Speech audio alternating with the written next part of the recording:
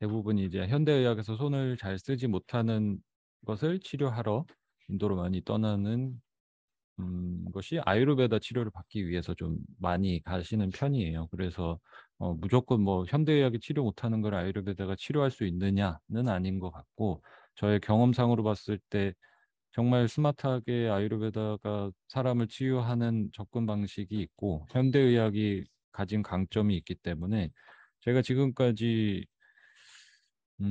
뭐 임상적으로나 뭐 사람들을 만나고 병원에서의 경험들을 통해서 보자면 음, 스마트하게 두 쪽 다 잘 취하는 것이 가장 현명하다는 생각을 가장 많이 합니다. 궁극적인 목적은 어떤 거를 택해서 내가 좋아지겠다 보다는 결과론적으로 긍정적으로 치유가 일어나거나 변화가 일어날 수 있는 거를 계기를 마련하는 거기 때문에 저는 항상 말씀드리는 것이 현대의학이나 아유르베다나 적극적으로 이득을 취할 수 있는 거를 다 가져오는 것을 항상 말씀을 드리거든요. 한쪽에 치우치지 않으셨으면 좋겠고, 뭐 여담으로 흘러가고 있지만 병원에서 의사분을 만났을 때에 기분 좋았던 경험도 있으실 거고, 뭐 어떻게 말하면 기분이 더러웠던 경험도 분명히 있으실 거예요. 저도 있거든요. 근데 이제 저는 병원을 찾아다니던, 제 몸이 안 좋아서 병원을 찾던 사람이기도 했고, 병원에 앉아서 지금 6년째, 인도에서도 한 3년간 병원에 앉아 있어 보니 양측의 입장이 다 이해가 된다예요. 그러다 보니 여기서 우리한테, 개인한테 도움이 되는 방식은 좋은 인연을 잘 맺는 거, 그거보다 좋은 게 없는 것 같아요. 의사분들과도 의사 때 환자를 만났지만 좋은 인연을 맺게 되고 의사한테서 충분히 본인에게 필요한 것을 끌어오시는 분이 있는가 하면 너무 많은 선입견이나 뭐 시스템적인 문제도 있겠지만 의사를 만났을 때 이미 음, 불신이나 어, 굉장히 많은 기대나 이런 것을 가지고 찾기 때문에 의사와의 정서적인 유대가 생기거나 연결도 잘 안 되는 경우가 있어요. 그런 경우에 사실상 의사가 손해를 본다기보다는 환자분들이 손해를 많이 보시거든요. 제 친구를 보면서도 많이 배운 게, 제가 이제 인도에서 브라질 친구와 스페인 친구, 가장 이렇게 친했던 친구들이랑 현대의학 병원으로 인턴을 하러 갔는데, 거기에서 이제 저희 친구가 한 명 다쳐서 병원을 찾았는데 현대의학을 하는 병원이었는데, 병원이 굉장히 바쁘니까 의사분들이 굉장히 불친절하게 환자를 보고 있었어요. 그러니까 저희 스페인 친구는 거기에서 이제 의사랑 이제 싸우기 시작했죠. 이렇게 해주면 되느냐, 환자한테.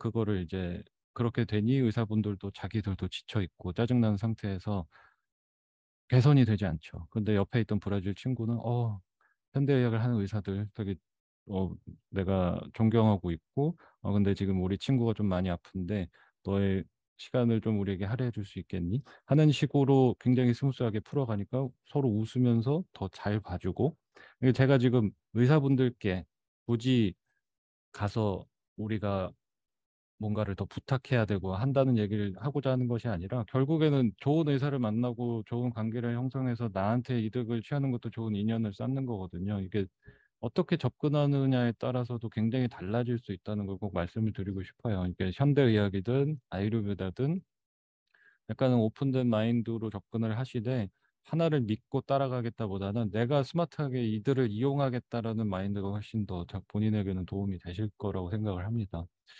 그래서 삶의 주체와 치유라는 주제로 이제 시작을 하겠고요.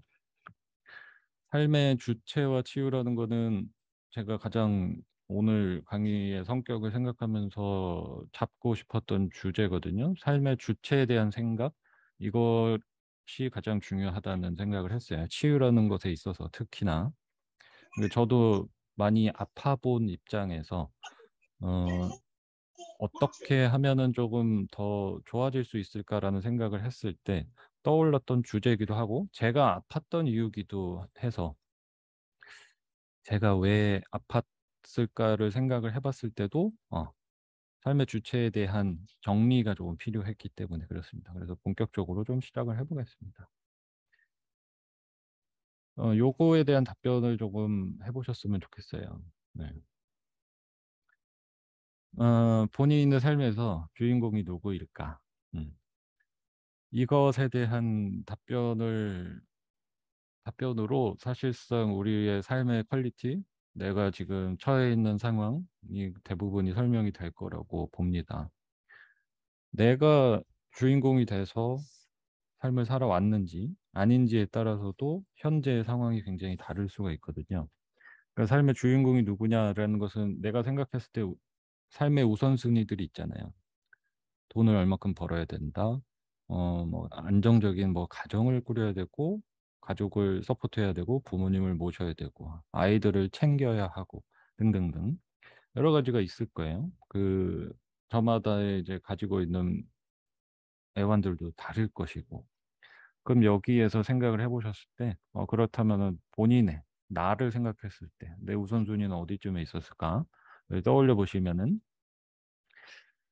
음 나에 대한 생각, 나에 대한 올바른 이해, 나를 챙기는 시간이 부족했음이 있다면 그거를 좀 알아차리시는 게 가장 최우선이라고 봅니다. 어떤 목적에 치우든. 어 그런 의미에서 아유르베다가 가지고 있는 것이 자기를 인식하는 거. 셀프 어웨어니스라고 하는 게 이제 요새 이제 뭐 불교든 명상이든 요가든 바람을 타고서는 가장 많이 등장하는 것이 자기 알아차림, 나에 대한 생각이거든요. 아유르베다는 저는 의학이나 뭐 인도의 전통 의학이나 뭐 다르게 생각을 하지는 않고요. 자신을 알아가는 데, 자기를 인식하는 데 굉장히 좋은 도구라고 생각을 합니다. 이게 아유르베다도 그런 것을 제공하고 있고요. 뭐 요가도 그렇고 명상도 그렇고 여러 가지 의학들도 그렇고 철학들도 예술 작품들도 그렇고 자기 현재 자신을 이해하는 것 그리고 궁극적으로 자신이 누구인지 그리고 내가 지금 삶에서 주체적으로 살아가고 있는지를 돌아볼 수 있는 게 아유르베다거든요. 음 저에게도 가장 중요했던 부분이 이거였어요. 이제 아유르베다라는 것을 공부를 하러 인도를 가야겠다라고 생각했던 것. 2010 년에 갔으니 12년 전이었는데 저는 '의학을 공부해야겠다.'라든지 뭐 다른 것보다는 '아 나를 살려야겠다.'라는 생각밖에 안 했고 '나를 살려야겠다.' 그리고 가장 항상 괴롭혀 왔던 게 '나는 도대체 뭐 하는 사람일까? 그리고 나는 어떤 사람일까?'도 잘 모르겠고 몸도 많이 아프고 마음도 거기에 따라서 꺾여 있고 하다 보니까 나를 좀 살려야겠는데 방법은 모르겠고 아유르베다라는 것을 들으니 인도에서 많은 사람들이 이것을 공부하기 위해서 찾고 있다. 그 정보 하나만 가지고 갔어요. 거기에서 무엇을 가르치는지 어떻게 사람을 치유하는지에 대한 것은 전혀 없었고. 네 그 목적 하나로 이제 가게 됐고 지금까지 이제 공부를 해 오면서 느낀 것은 굉장히 좋은 객관적인 정보를 지혜를 주고 있다라는 거예요. 그리고 그 정보를 받아들이는 사람 우리죠. 나라는 사람이 그 정보들을 받아들이는 데 있어서 그 정보를 받아들여서 개인화하는 데 있어서 굉장히 좋은 도구를 제공하고 있었어요. 이것이 이제 제가 지금도 공부하고 있고 꾸준히 공부해 온 뭐 현대의학이라든지 현대의학의 뭐 영양학이라든지 기타 여러 가지 어 고대의 의학들과의 차이점인 이거였어요. 어떤 것이 주인공이 되느냐. 그 사람이 주인공으로서 그 사람을 파악해 나가고 그 사람에 맞게 그리고 원인이 되는 것을 제거하는 게 아유르베다였다면 그 주변의 것을 좀 쳐내는 것들이 이제 현대 과학들이 집중을 하고 있는 것 같더라고요.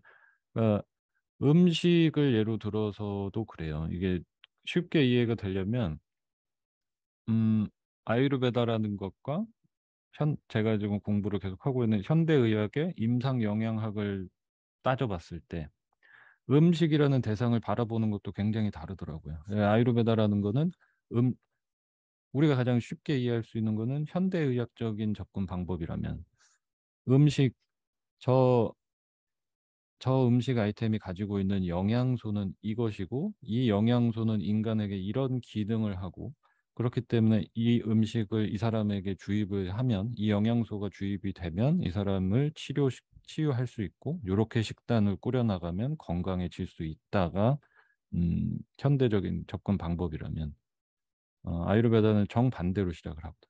지금 이 사람의 소화력이 어떤가? 지금 이 사람의 건강 상태, 멘탈의 상태가 어떤가? 왜 이것을 이해를 해야 되는가? 주변에 그 사람 주변에 있는 그 사람 눈앞에 있는 음식이 지금 내가 가지고 올 수 있는 내가 흡수를 할 수 있는 음식인지 아닌지를 판단을 해야 되기 때문에 그것이 가지고 있는 영양소, 맛, 효능 중요하지 않다. 지금 현재 나의 상태를 모른다면 암만 좋은 것들로 식단을 꾸려줘도 이 사람을 치유시킬 수 없다.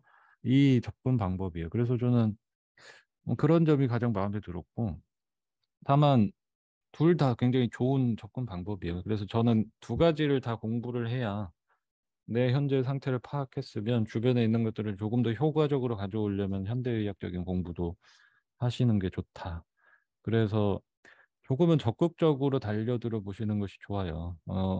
저를 치료해 줄 의사 어디 없나, 나를 구원해 줄 구루 어디 없나 해서 이렇게 찾아다니시면서 그 사람 말만 "선생님 믿사옵니다."로 가시는 것보다는 굉장히 자기 자신에게 맞는 것을 공부하는 거는 꾸준히 해 보셨으면 좋겠어요. 지금 현재 상태를 이겨나가는 데도 중요하지만 지금 치유를 이루고 난 후 그리고 어쩌면 그것이 부재했기 때문에 지금 내 상태가 다른 사람에 비해서 뭐 행복하지 않고 아플 수도 있단 말이죠. 지금까지의 여러분들이 걸어왔던 스텝들이 내가 주체가 돼서 '나는 지금 어떤 상태인가? 난 지금 이걸 해도 되나? 나는 지금 이 사람들과 어울리는 것이 맞는가?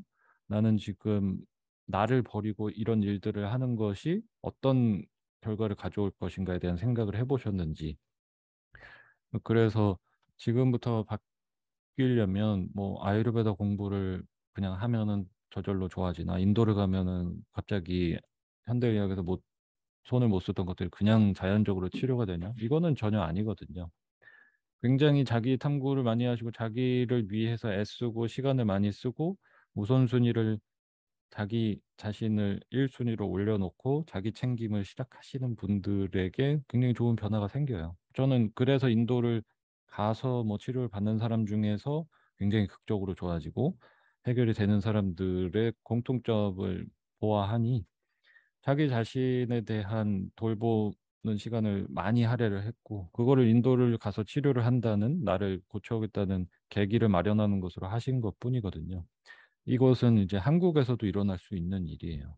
한국에서도 뭐 인도를 가지 않더라도 일어날 수 있는 일이고 오늘부터도 일어날 수 있는 일이고 음 음 그래서 자기 자신의 상태에 대한 완벽한 인식하기가 굉장히 중요한 하다는 것으로 시작을 좀 하고 싶습니다. 아유르베다가 가진 단어의 뜻은 여기 지금 적어 드린 것처럼 아유라는 것이랑 라이프 아유라는 것은 인생이라는 의미를 가지고 있고요. 라이프라는 의미. 베다라고 하는 것은 지혜라고 하는 의미를 가지고 있습니다. 그래서 아유르베다라고 하는 인도의 전통의학 또는 베다를 기반으로 한 치유 시스템은 인생을 살아가는 데 필요한 지혜를 담고 있습니다. 인생을 살아가는 데 지혜를 왜 제공을 할까? 나라는 사람에 대한 생각을 하게끔 만들기 위해서 그래요. 왜 그러냐 하면 그 인생을 살아가는 주체, 주인공은 바로 자기 자신이기 때문에 그렇죠. 그래서 아유라고 하는 것은 인생이라는 뜻을 가지고 있지만 그것보다 조금 더 구체적으로 들어가 보면 그 아유라는 인생을 살고 있는 사람, 주체, 여러분들 각자가 바로 아유가 되는 거거든요. 그래서 아유르베다 하면은 인생을 살아가는 지혜라는 뜻이지만 그것을 저는 개인적으로 받아들이기는 그 아유라는 것의 주체, 삶의 주체는 나이기 때문에 나를 알아가는 지혜라고 항상 얘기를 해요. 삶에 대한 지혜보다는. 뭐 내가 살아가는 거잖아요. 그러니 지금 내가 살아가고 있는 삶이 내가 주인공 주체적으로 살고 있지 못하다면 사실상 치유건 어떤 것이건 아무것도 출발을 할 수가 없다라는 거예요. 그래서 음, 모두에게 가장 중요한 일이지만 본인이 주인공이 되는 삶을 반드시 찾아, 되찾아 가셔야 된다. 본인이 주인공이 되는 삶. 어, 이게 잘못 해석하시진 않을 것 같지만 뭐 이기적으로 살아라 랑은 전혀 다른 얘기예요. 어, 무엇이든 자기가 우선이 돼야 돼요. 내가 나를 행복하게 만들 수 있는가? 내가 나의 몸을 건강하게 만들 수 있는가? 내가 마음을 건강하게 만들 수 있는가? 내 몸과 마음이 편안하게 만들 수 있는 사람인가? 이것에 집중을 하는 것이 먼저라는 거예요. 그러니까 많은 분들이 이것을 선행 못하고 자꾸만 주변의 것들, 타인에게 집중을 하는 경향이 있단 말이죠. 그 타인에게서 자기를 평가받고 싶어 하고, 그리고 그렇게 하는 것을 나는 착한 일, 좋은 일이라고 자꾸 생각들을 하시는데, 주변 사람들에게도 필요한 것은 그 사람, 예를 들어서 저를 대입해 봤을 때, 나라는 사람이 뭐 부모라든지, 저의 누나라든지, 부모나 누나를 끔찍히 챙기면서 저를 버리고 제가 건강도 해치고, 마음도 불편하지만 엄마 아빠 잘 되셔야지, 누나 잘 돼야지. 라고 했을 때 그 사랑하는 가족들은 저를 보면서 아유 착한 우리 아들 고맙네 감사하네 너가 이렇게 헌신을 하니 이렇게 생각을 할까요? 아니면 불편하실까요? 기본적으로 내 주변에 있는 사람들을 편안하게 하고 행복하게 해주고 싶으면 내가 몸과 마음이 편안한 상태를 보여주기만 해도 됩니다. 내 주변의 사람들이 나로 인해서 행복감을 느끼고 나에게 소속감을 느끼고 나와 함께 뭔가를 같이 하고 싶고 나처럼 되고 싶고 자꾸 긍정적인 변화를 끌어내고 싶다라는 느낌이 들려면 내가 행복하면 돼요. 내가 편안하면 되고. 주변에 보시면 아실 거 아니에요. 오만상을 쓰고 있으면서 인상을 찌푸리고 말하는 것마다 가십덩어리 있고 부정적이고 아픈 사람을 보면서 아, 저 사람과 같이 있고 싶다. 저 사람을 보니 나도 편안해진다. 하신 적은 없을 거예요. 반대로 누가 봐도 편안해 보이고 안정적이어 보이고 굉장히 희망찬 이야기를 하고 좋은 사람들과 뭉쳐 다니고 에너지가 넘치는 사람들을 보면 아, 나도 저기에 속해서 나도 저렇게 되고 싶다가 되잖아요. 그래서 이제 가장 먼저 하셔야 될 거는 자기가 주인공이 되는 삶을 사셔야 됩니다. 이것을 굉장히 어려워하시는 이유가 음, 가족을 챙겨야 되기 때문에 뭐 직장 때문에 아이 때문에 승진 때문에 그죠? 여러 가지 이유가 있을 거예요. 음. 그 밖으로 자꾸 투영해서 뭔가를 얻어서 만족을 하시려고 하는 거는 결국에는 성공하기가 굉장히 어렵습니다. 성공을 해도 몸과 마음의 건강을 다 잃어버린 상태에서 얻게 되기 때문에 굉장히 어렵다는 거죠. 그리고 그 남들을 위하고 있다라는 생각은 어 굉장히 동전 뒤집듯이 가지고 있는 의미가 다르단 말이죠. 어, 아이가 좋은 대학에 갔으면 좋겠고 우리 가족이 안정적인 삶을 살았으면 좋겠고 뭐 했으면 좋겠어서 내가 이렇게 열심히 살고 있는데 너희들은 왜 이렇게 안 따라와 주니라는 생각을 하시는 분들도 있을 거란 말이죠. 그런 거는 그런 거야말로 굉장한 이기주의거든요. 남을 위하는 것이 아니라. 그거는 말을 그렇게 하실 뿐이지 뒤집어서 생각을 하시면 너가 좋은 대학을 가는 것을 봐야 내 마음이 편하다예요. 우리 부모님이 잘 살아야 뭐 이렇게 되어야 그것을 봐야 내 마음이 편하기 때문에 이렇게 돼서 내 마음을 편하게 만들어야 되기 때문에 내가 뭔가를 하고 있단 말이죠. 그러니까 목적이 굉장히 다른 거예요. 그래서 본인이 좀 주인공이 돼서 나부터 바꾸는 삶을 살고 있었는지 아닌지만 봐도 현재의 상태가 어느 정도 파악이 되실 거라 생각합니다. 그래서 아유르베다가 집중하는 거는 삶의 주체라고 하는 아유, 나라는 것은 요 네 가지로 이루어져 있다라고 합니다. 첫 번째가 육체, 두 번째가 인드리아라고 하는 감각, 세 번째가 사त्와라고 하는 마음, 그다음에 네 번째는 아뜨마라고 하는 영혼이에요. 그래서 요 네 가지 영역을 아유르베다가 굉장히 중요하게 다루고 있습니다. 나라는 사람, 아유르베다는 삶의 주체라는 의미를 가지고 있는데, 아니, 아유르베다는 삶의 지혜라는 뜻을 가지고 있는데, 그 삶을 살아가는 주체는 나이기 때문에, 그 나에 대한 생각을 잘 해야 된다. 근데 그 나라는 것은 육체와 감각기관과 마음과 영혼의 조합으로 만들어진 것이라고 한단 말이죠. 그러니 우리가 치유를 끌어내기 위해서는 육체에 대한 건강도 생각을 하셔야 되고요. 두 번째가 이 감각기관과 마음의 작용에 대해서도 굉장히 중요하게 다루셔야 된다. 세 번째는 이 아트마라고 하는 것은 우리가 건드릴 수 없는 영역이에요. 영혼이라고 하는 것은 치유의 대상이 아니거든요. 이제 아유르베다라고 하는 굉장히 종합적인 지혜에서도 이 아뜨마를 치료하겠다. 영혼이 다쳐서 그렇다. 뭐 차크라가 어때서 저렇다. 너는 이걸 풀어줘야 된다. 병원에서 치료를 못하니 너는 영적인 힘이 강한 아이라서 병원을 다니지 말고 차크라에 뭐 얽힌 실타래를 풀어줘야 된다. 이런 이제 이상한 사이비로 빠지시는 경향들이 있어서 말씀을 드리는 거예요. 아뜨마, 우리의 뭐 영혼이라고 하는 치유의 대상이 아닙니다. 왜냐하면 애초에 병들일 수가 없는 것이기 때문에 아뜨마라고 하는 거는 우리가 매일을 살아가는데 필요한 것이 몸을 가지고 살아가잖아요. 몸의 병을 얻은 상태에서 기준으로 봤을 때 몸을 가지고 살아가는데 몸의 병도 치유를 하기 위해서는 거기에 맞는 치료법이 필요한 거고 나머지 한 중요한 파트가 내 감각기관과 나의 마음의 작용을 어떻게 가지고 살았느냐가 굉장히 중요하거든요. 음, 인간은 몸을 움직이면서 상호작용을 하면서 매일매일 살아간단 말이죠. 오늘도 마찬가지로 오늘도 눈을 뜨셔가지고 무언가 마셨거나 식사를 하신 분도 계실 거고요. 그죠? 내 미각을 가지고 마음을 결합해서 먹었고 지금 이 수업을 들으시는 분들 같은 경우에는 시각적인 감각 기관과 청각을 가지고 지금 이 강의를 보고 계시단 말이죠. 여기에 본인의 마음이 작용을 하셔야 이 정보가 입력이 된단 말이에요. 제 강의를 보고 있고 소리로 듣고는 있는데, 지금 강의가 좀 지루하다.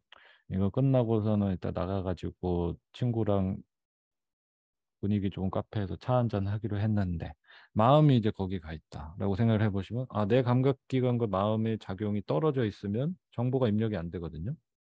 이게 무슨 얘기냐면, 그렇잖아요. 뭐 부모님이 옆에서 잔소리를 하는데 마음이 이따 나가서 친구 영이랑 가가지고 인생 네컷 찍고 뭐 올리브영 가야지. 이 마음이 있으면은 엄마가 아무리 잔소리를 해도 다 빠져나간단 말이죠. 우리가 살아가는데 굉장히 중요한 부분이 이 감각기관과 마음을 접해서 같이 잘 활용하면서 살고 있는지가 굉장히 중요하단 말이에요. 그거를 요즘 가장 뜨는 단어, 그게 마음 챙김이에요. 마음을 어떻게 쓰고 있느냐.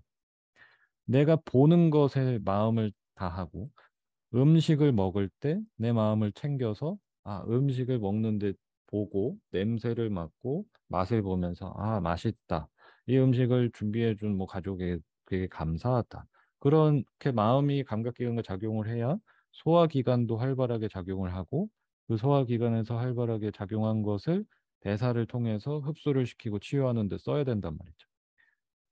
그런 식으로 보는 것을 그대로 보시고 먹을 때 그대로 먹어야 되고 듣는 것을 그대로 들으셔야 돼요. 그게 이제 마음작용과 감각기관이 건강한 상태란 말이에요.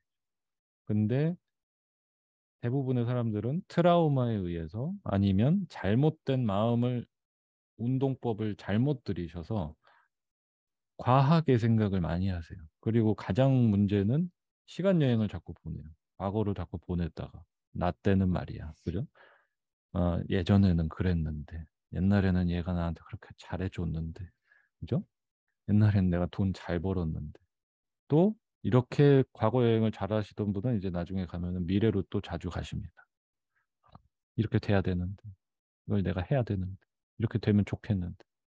이분은 옛날로 갔다가 과거로 갔다가 밥 먹을 때는 아까 만났던 걔가 했던 한마디를 잊지 못해서 또 거기 가 있다가 자려고 누우면은 스위치를 끄고 주무셔야 되는데 도대체 거기서 나한테 그런 소리를 왜 한 거지? 내가 당장 가서 한마디 해줘야겠는데. 마음이 여기 갔다 저기 갔다 하고 있는 거죠.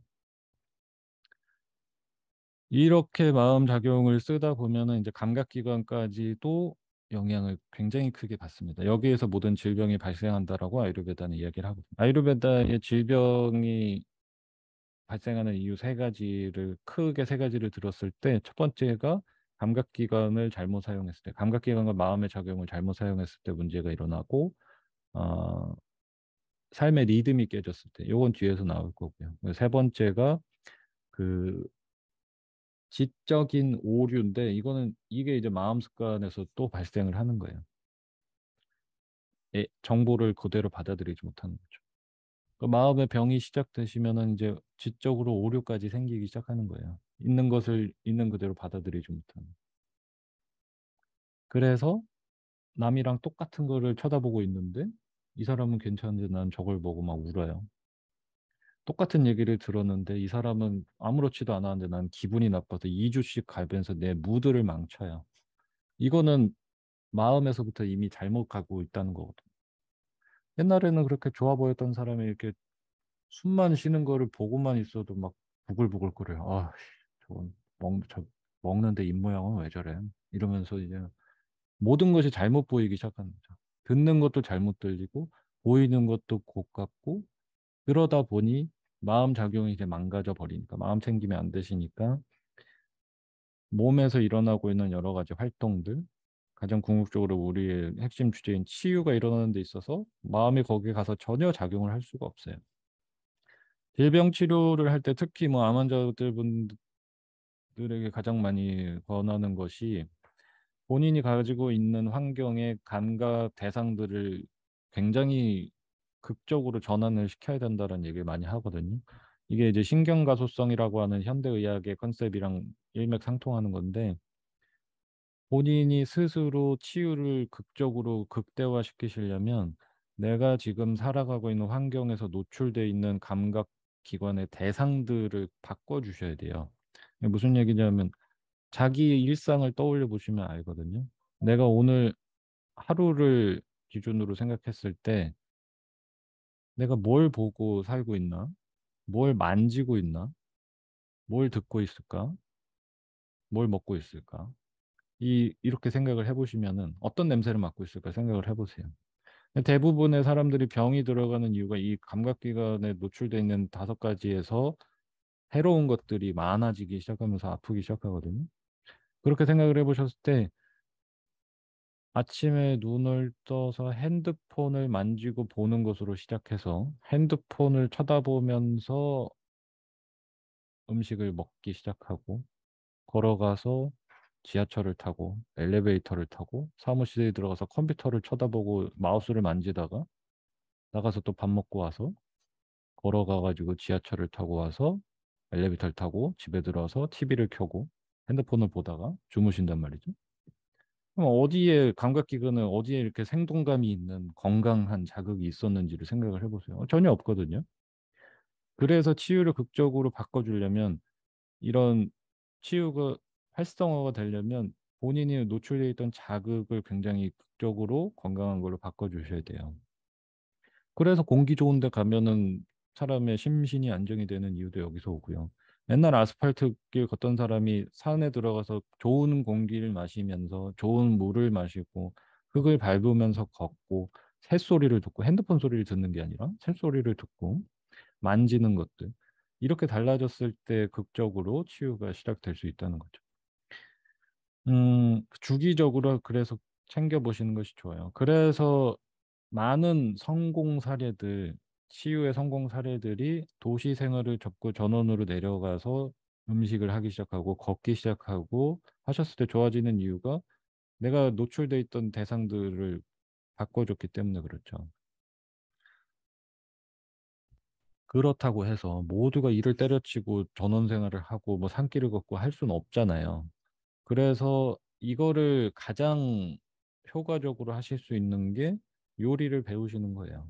건강한 요리를 배우시고 건강하게 요리라는 법을 배우셔서 매일 하루에 한 번은 적어도 내 손으로 직접 고른 건강한 식재료를 만지면고 보면서 조리를 하고 그런 소리를 듣고 그런 냄새를 맡고 그것을 집중해서 먹는 연습만 하셔도 굉장히 좋아져요. 그래서 음식이 가진 힘이 이렇게 강하거든요. 내가 도심 속에서 살면서 할 수 있는 가장 건강한 활동이 그거란 말이죠. 그래서 적어도 건강하게 먹는다는 것에 대한 컨셉은 이해를 하셔야 되고 어떻게 조리하는 것이 건강한 건지도 아셔야 되거든요. 그리고 어떻게 먹는 것이 어떻게 꾸려야 되는 것이 중요한지는 굉장히 공부를 많이 하셔야 돼요. 왜냐하면 뭐 그냥 건강해져야겠다. 음식을 시작하자. 그래서 찾다 보니 아 현미 채식이 답인가 봐. 모르겠어. 뭐 그렇대. 다들 그렇게 한대. 그래가지고 마트 가가지고 현미 사오고 상추쌈 이만큼 사와서 쌈장 사와가지고 먹습니다. 이제 밥은 또 하기 피곤하니까 전기밥솥에 해놓고 이제 3일 동안 먹고요. 그죠? 변기에 지져지는 그 딱딱하게 말라가는 현미밥. 가뜩이나 몸도 지쳐 있고 장도 건조한 사람이 이렇게 거친 물을 많이 흡수하는 현미밥을 갑자기 많이 먹는다.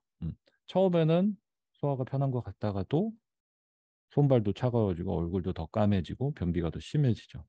물을 많이 가져가는 음식으로 갑자기 바꿔버렸기 때문에.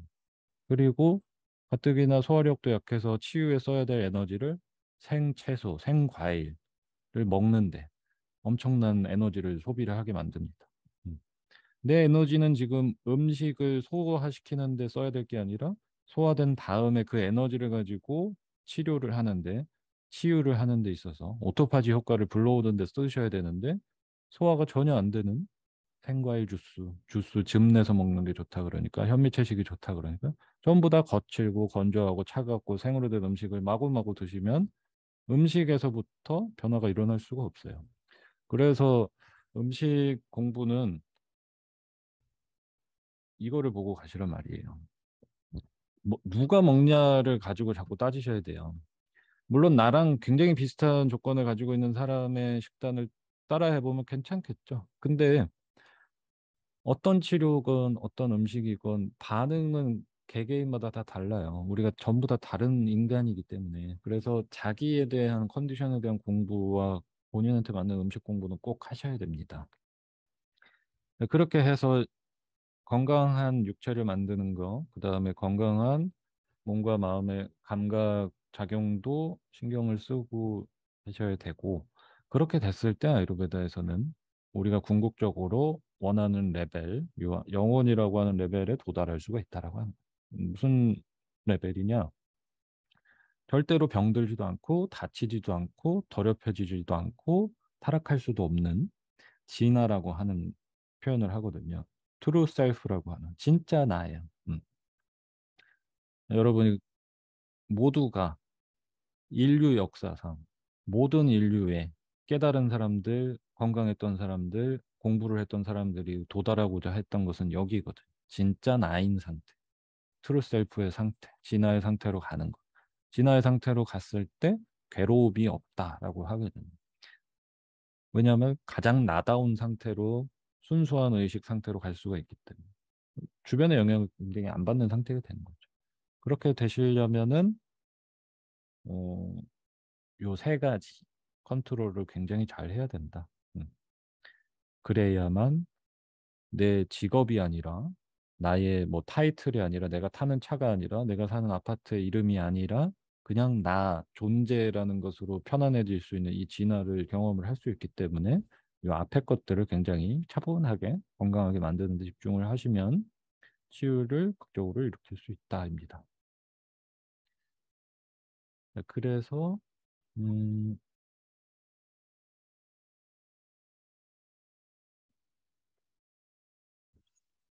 질문이 올라온 거를 한번 잠깐 짚어갈까요?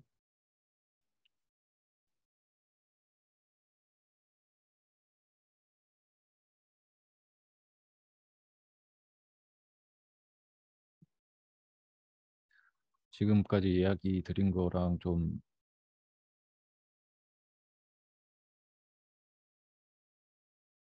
치료 후 일상생활에서 사실 먹거리가 제일 힘들다. 마음 관리, 식단 관리가 궁금하다. 아유르베다에서 바라보는 음식에 대한 핵심과 실생활에 적용할 수 있는 간단한 팁들이 있는지 쉽고 간편한 건강 요리들을 알고 싶어요. 질문을 보시면 아시겠죠? 음,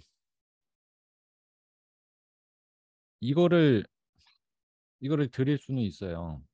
근데 이게 해결책은 아니에요. 이게, 이거, 여러분, 어, 쉽고 간단한, 맛있는, 쉽고 간편한 건강한 요리는 없는 것 같고요. 에, 이렇게 말씀드리면, 이게 항상 저의 문제이기도 한데, 그렇죠. 어렵죠. 쉽게 할 수 있는 거 짠 알려드리고 요렇게만 해보세요. 건강해집니다. 이렇게 하고 싶은데 저는 그렇게 건강해지지 않았거든요. 그리고 제가 봐온 모든 사람들, 모든 구루들이 그런 방법을 가지고 있는 사람은 아무도 없었어요. 물론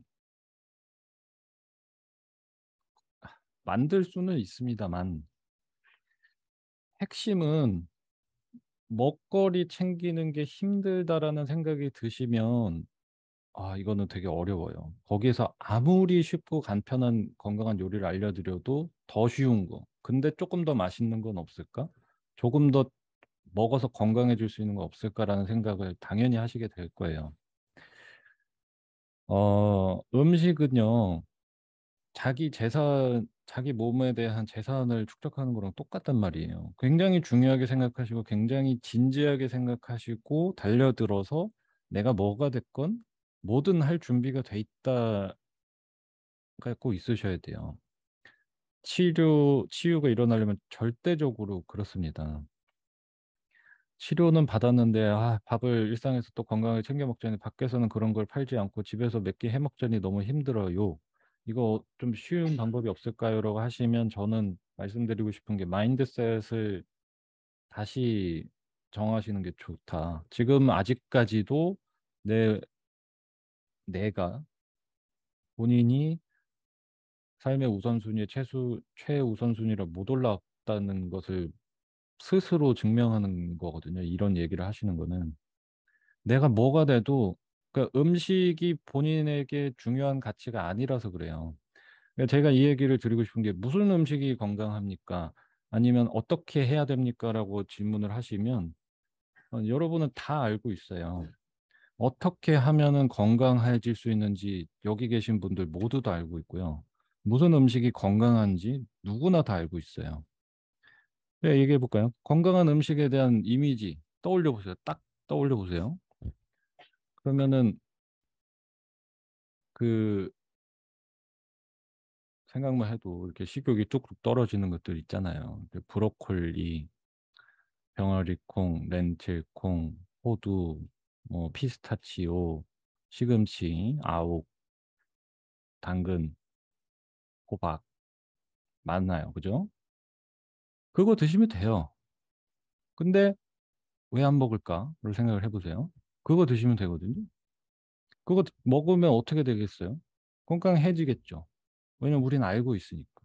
건강한 음식 하면 모두 다 알아요. 그거를 먹으면 어떻게 될까? 건강해지겠지. 근데 그걸 어떻게 그렇게 하고 살아? 였잖아요. 그죠? 왜냐면 맛이 없으니까. 그럼 어떻게 하면은 육체적으로 건강해지는가? 운동을 하면 되잖아요. 모두가 알아요.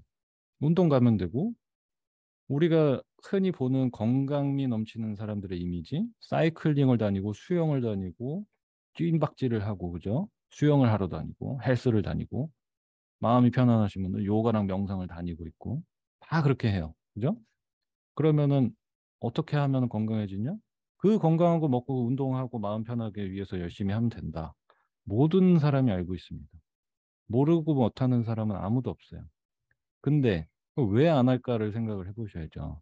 왜 안 할까를 생각을 해보시면 그게 나한테 가치 있는 일인가라는 생각에서 납득을 못 시킨 거예요. 내가 왜 건강한 음식을 먹어야 돼? 라고 생각을 해보셨을 때 그게 본인한테 가치 있는 일이 아니기 때문에 그래요.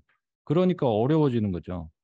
잘 생각해 보시면 지금까지 인생을 살아오면서 성취했던 것들이 분명히 모두 다 가지고 있거든요. 나 저 가방 갖고 싶어. 저거를 가치가 있기 때문에 성취를 해야겠어. 열심히 돈을 법니다. 돈을 모아요. 그래서 사요. 내 거 됐어요. 나는 이 대학에 들어가야겠다. 열심히 공부를 해서 가치가 있기 때문에 성취를 해요. 나는 저 사람이 너무 좋아. 그 사람과 인연을 맺기 위해서 열심히 해서 결혼을 하게 되고 아이를 갖게 되고 하는 거죠. 나는 저 직장에 들어가게 가야겠다. 저 차가 갖고 싶어. 저 아파트에서 살고 싶어. 굉장히 가치가 있기 때문에 엄청난 노력을 수반을 해서 얻으신단 말이죠. 건강한 음식을 먹고 운동을 해야 된다. 왜 하기가 싫을까요? 그게 본인한테 가치가 있다고 생각하지 못해서 그래요. 그러니까 궁극적으로는 본인이 원하지 않아서 그렇다는 거죠. 지금 보시면은 먹거리 어떻게 마음 관리하는 거, 어, 실생활에 적용할 수 있는 간단한 팁들 같은 거, 이제 쉽고 간편한 건강한 요리 같은 것들이 지금 말씀드린 바로 그거란 말이죠. 내가 정말로 건강하게 먹고 생활하는 것을 원하고 있는가? 한번 생각을 해보실 문제예요. 정말로 그렇게 돼서 무엇을 얻을 수 있고 그것에 대한 확신도 있으셔야 되고 그렇게 해서 공부를 해나가시면 굉장히 쉬워질 거예요. 그렇기 때문에 치료 후에 일상에서 먹거리 같은 경우에는 보식의 개념을 적용을 하는 것이 당연히 중요해요. 그러니까 치료 후에 돌아오는 시기, 보식을 하는 시기가 치료보다도 중요합니다. 이때 음식 관리가 이제 가장 부작용을 막아줄 수 있기 때문에 보식의 가장 근본이 되는 거는 가짓수를 줄이셔야 되고 소화하기 편한 상태. 지금 아까 계속 말씀드린 것처럼 음식을 소화시키는데 본인의 에너지를 많이 쓰시면 안 돼요. 그렇기 때문에 무조건 따뜻하게 긴 시간 물이 많이 들어서 조리를 한 거, 그러면 죽이거든요. 결론은 죽처럼 해서 거기에 항염증이나 항생 효과를 줄 수 있는 뭐 강황이라든지 뭐 생강을 많이 넣어서 죽의 형태로 보호식을 하는 것이 핵심이에요. 어, 그렇게 드시면 됩니다. 그 다음에 마음 관리, 식단 관리, 그리고 뒤에서 조금 더 설명을 드리고, 함께 먹으면 안 좋은 음식들 같은 경우에는 저희 뭐, 제 슈리베다 유튜브 검색해서 들어가 보시면은, 뭐, 같이 먹으면 안 되는 음식들, 뭐, 이렇게 해서 1시간짜리 영상도 있고 많이 올라와 있으니까 한번 보시고, 유방암에 뭐 안 좋은 음식들은 아마 뒤에서 나올 얘기들을 들으시면 좀 설명이 될 것 같습니다. 그리고, 음, 쉽고 간편한 건강 요리는 저는 하고 있어요. 그러니까 어려운 거를 계속해서 해보다 보니까 거기서 이제 그 밑으로 흐릅니다.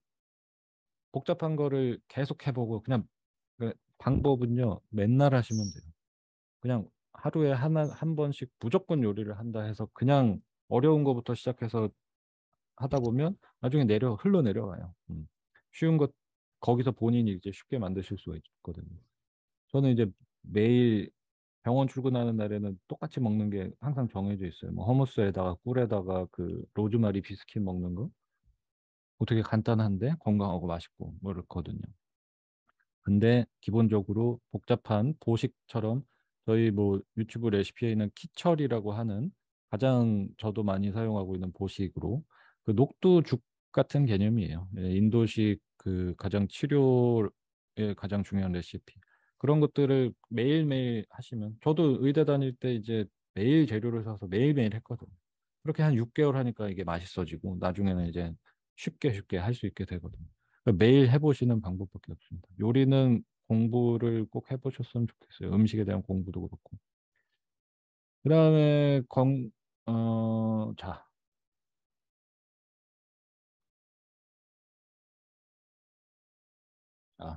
그러면은 여기서 진행을 더 하면 답변이 더 되실 부분이 있을 거예요. 가보겠습니다.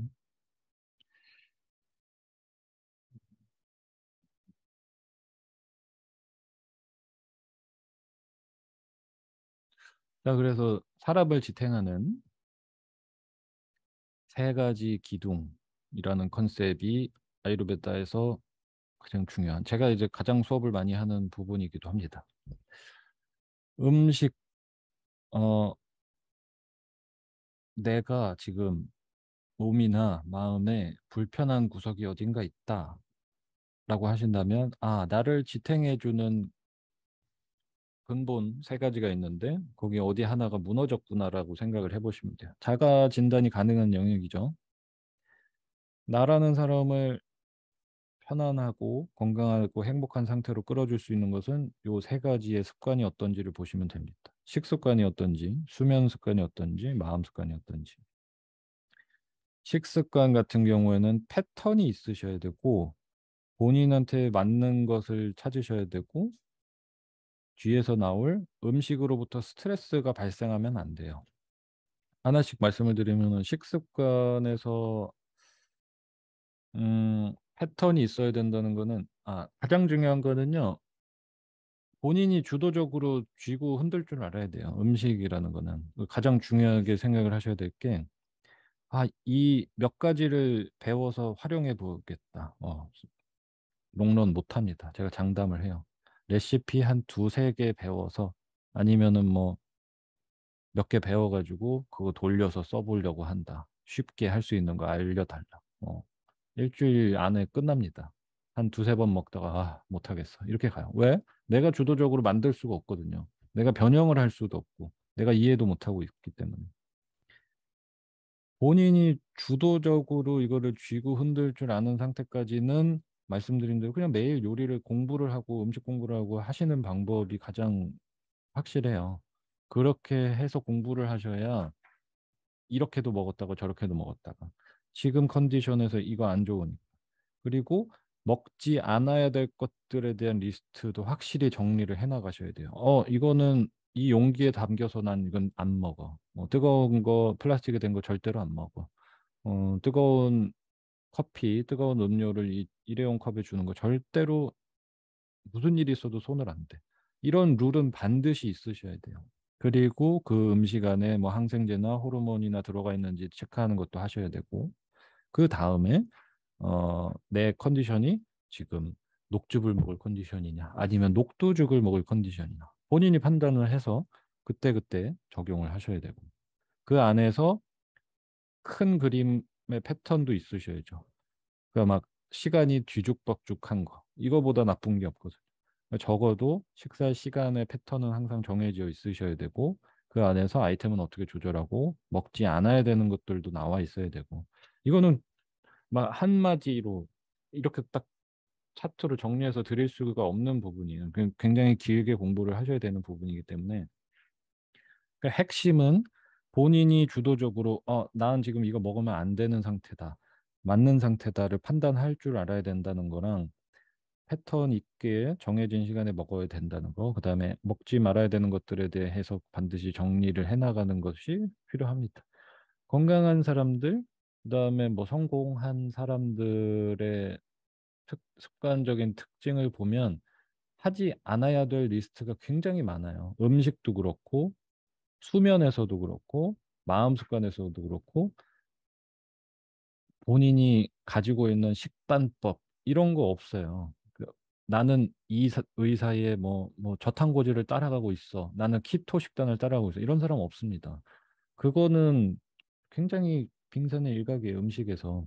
내가 건강하게 드시는 분들의 그냥 공통점은 배가 안 고픈데 먹지 않고 간식하지 않고 음식은 건강한 것들로 먹고 규칙적으로 먹는다. 이거를 깨는 사람은 없어요.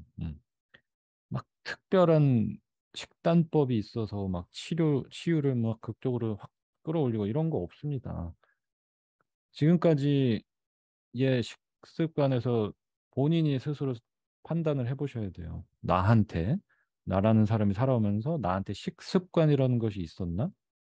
나한테 식사 패턴이라는 것이 있었나를 생각해 보시면 그게 없었던 분들은 거기에 맞는 질병이 발생을 하는 것뿐이에요. 식사 패턴이 있는지 그것도 체크를 해보셔야 되고, 그래서 본인이 사실상 잘 압니다. 나 이거 먹어도 될까 아닐까, 어, 여러분 요 두 가지가 굉장히 강하게 밀접돼 있는데 이 두 가지 연결성에서도 그렇고 잠깐만요.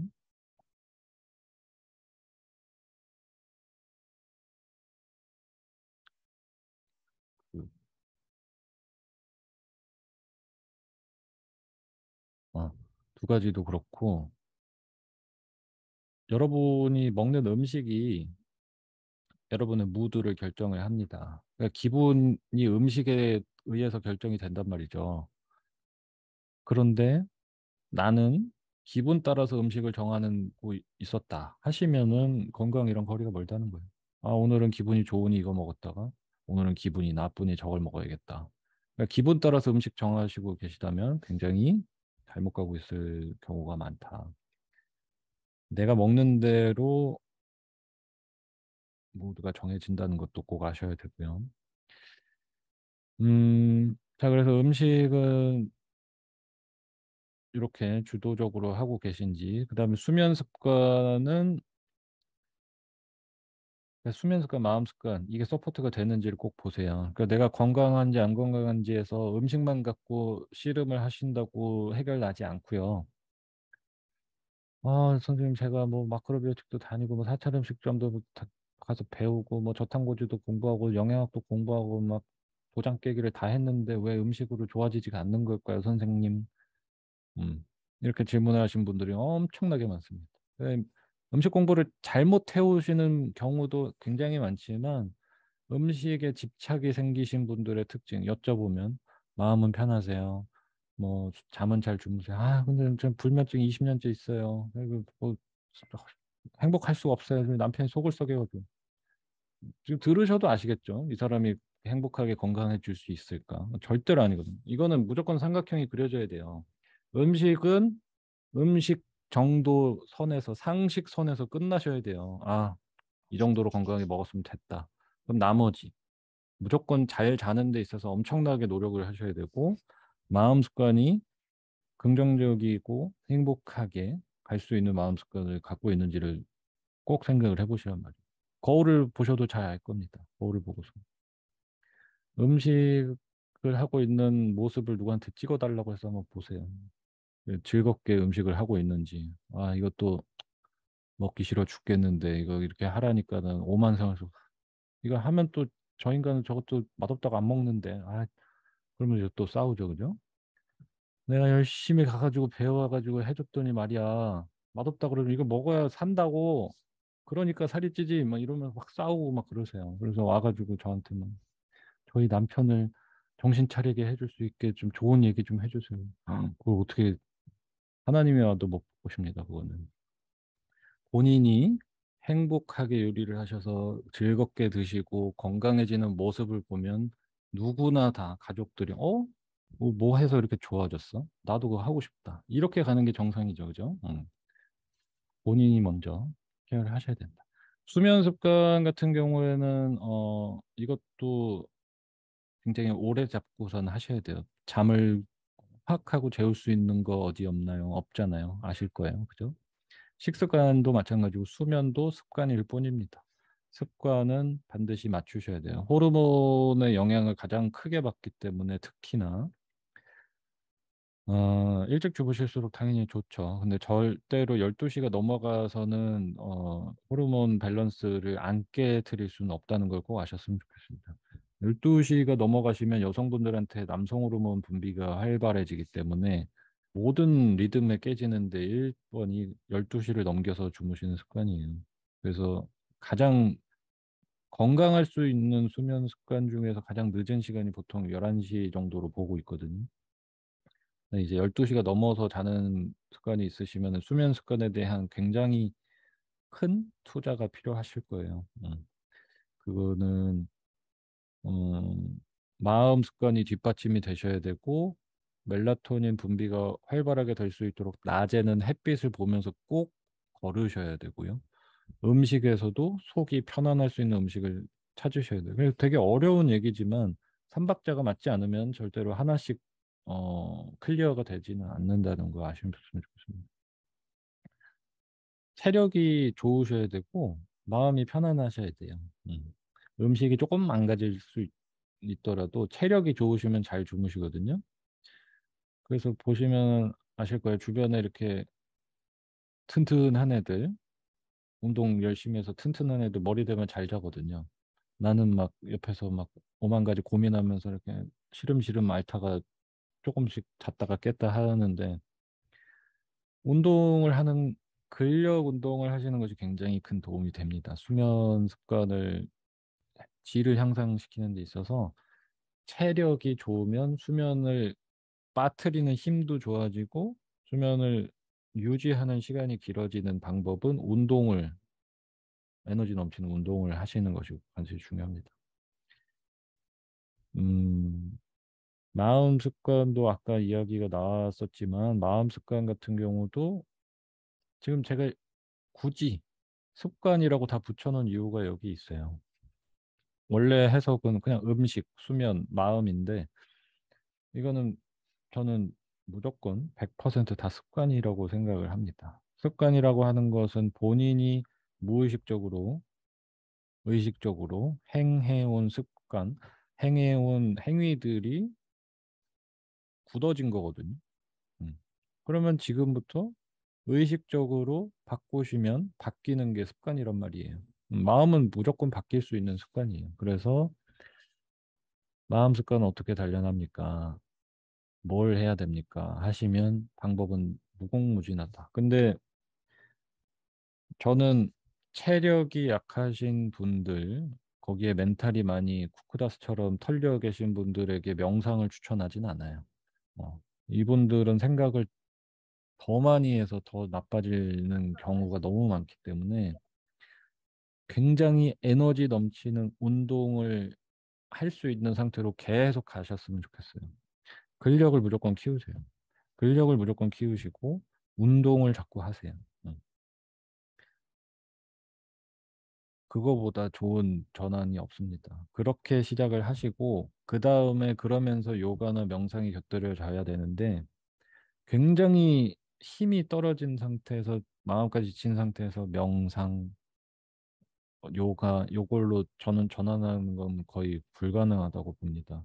굉장히 에너지를 끌어올릴 수 있는 운동을 점진적으로 늘려서 근력을 향상시키시는 게 수면에도 도움이 되실 거고 소화력에도 도움이 되실 거고, 그렇게 하셔야 음식이 더 잘 들어가고 더 잘 태우고 수면의 질도 높아지고 삼박자가 잘 맞으실 거예요. 마음 공부하는 법은 너무 많죠. 저는 라마나 마하리시의 나는 누구인가 책을 좋아하고, 윗바사나도 수련을 인도에서 계속 다녔고, 불교 공부도 계속 해오고 있고, 성경 공부도 좀 해봤고, 스토아 철학도 공부를 했고,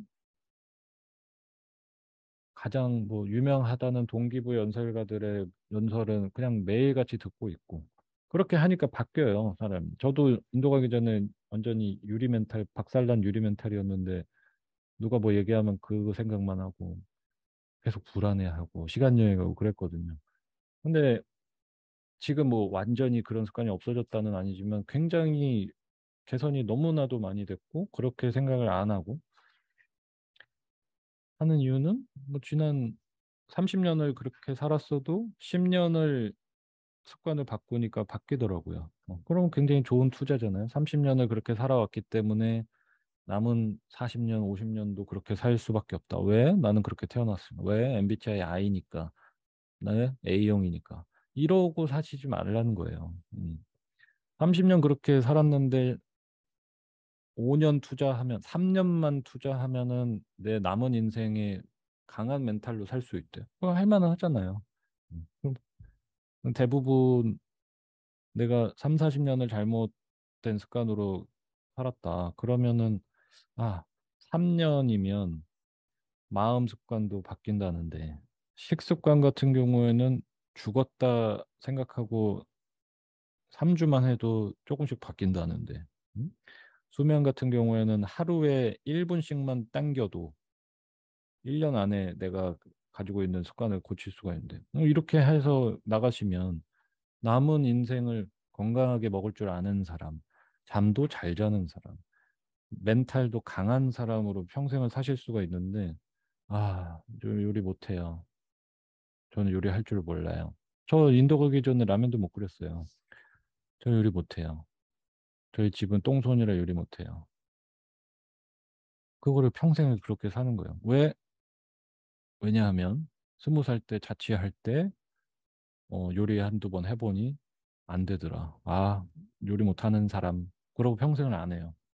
내가 10년 전에, 20년 전에 요리 한두 번 하다가 해보니 아니네. 난 요리 못하는 사람. 자기가 정의를 그렇게 내리죠. 나는 인간관계에 굉장히 스트레스를 잘 받아요. 나는 누가 얘기를 하는 거에 있어서 혼자 소화하는 시간이 필요해요. 그래서 혼자 집에 있는 시간이 많아요. 집순이에요. 왜요? 20년 전에 이런 일이 있었거든요. 저희 부모님이 이렇거든요. 제가 이렇게 태어났거든요. 그냥 10년 전에 있었던 일, 그걸 가지고 2, 30년을 끌고 갑니다. 그거 되게 안타까운 일이죠. 모든 거는 예전에 발생한 일에 대해서 만들어진 결과지이기 때문에 오늘부터 인풋을 바꾸시면은 아웃풋이 계속 달라져요. 음. 너무 아깝게 그렇게 보내지 않으셨습니까? 제가 제 옛날 정의대로 살았으면 지금 하는 일을 아무것도 할 수 없단 말이죠. 요리 못 하는데? 라고 생각해서 했으면 저는 지금 이 일을 아예 할 수도 없었겠죠? 마찬가지로 모두 다 습관일 뿐입니다. 그래서 본인이 이제 행복한지 안 한지를 이건 현대의학에서 하는 얘기인데 아유르베다에서는 건강에 가장 중요한 게 뭐냐? 아그니. 본인이 가지고 있는 이 에너지를 어떻게 존중하느냐로 봤고 그게 건강할수록 자기가 존중을 할수록 음식을 건강하게 먹을 수 있고 건강하게 먹은 것을 잘 처리를 하고 거기서부터 모든 힐링이 시작된다라고 보는 건데 마찬가지로 우리가 소위 말하는 세로토닌, 행복 호르몬이라고 하는 거는 95%가 장에서 만들어집니다. 즉 음식을 통해서 그리고 본인의 소화기관의 상태에 따라서 여러분이 행복하다, 짜증난다, 이 모든 것을 결정을 한다는 거예요. 자, 세로토닌은 이제 소화기관에서는 소화를 조절을 하고 중추신경계에서는 기분, 수면, 식욕, 기억을 담당한다고 합니다. 근데 이게 장에서 95%가 만들어지기 때문에 본인의 장 건강이 좋지 못하다고 하면 행복하기는 틀렸다라는 것을 아셔야 돼요. 그러니 음식으로 출발점을 잡으시는 것이 굉장히 현명한 방법이 되겠죠. 잠시만요.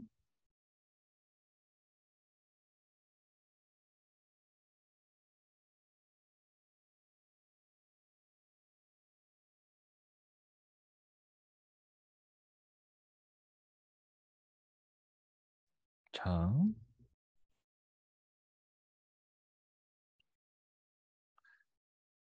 그 다음 파트가 조금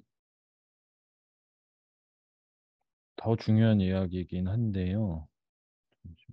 저희가 좀, 음, 좀-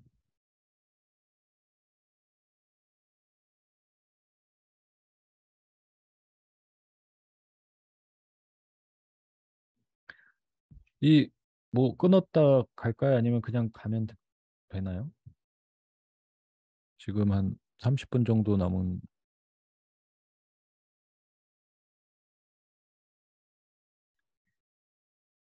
어떻게 하면 전 되지? 그냥 해도 될 것 같은데 개인적으로는 네네. 다른 분 어떠세요? 화장실 한번 갔다 올까요? 계속 하는 게 좋은 것 같은데, 끊기는 거. 그럼 계속 할까요? 네네.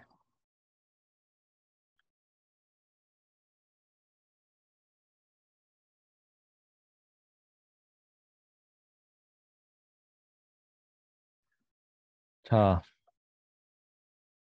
어, 여기까지가 이제 해야 되는 것들에 대한 이야기였다면은 훨씬 더 중요한 얘기는 어떤 것들을 이제 제거해 나가야 될까가 훨씬 더 중요한 얘기거든요.